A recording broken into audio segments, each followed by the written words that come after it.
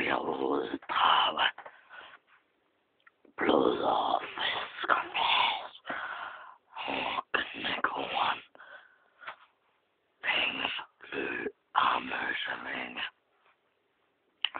Den genetiske drage, den fjodede barn, en søslange og dragekonge, som nedlægger manden nu, løb nu til angreb.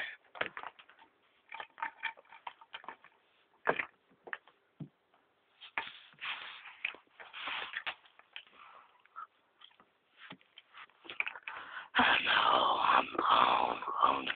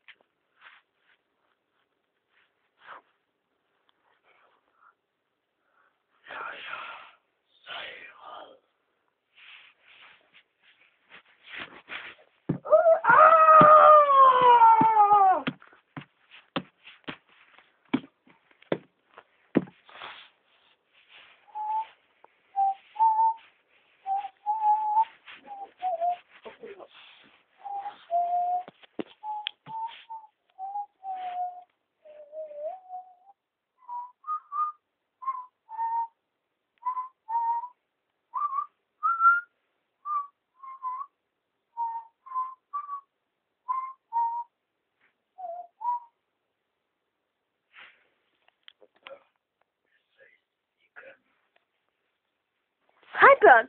Producerne i den her film var super seje og coole. Synes I ikke også det? Jo, det gjorde vi! Det var godt at vide.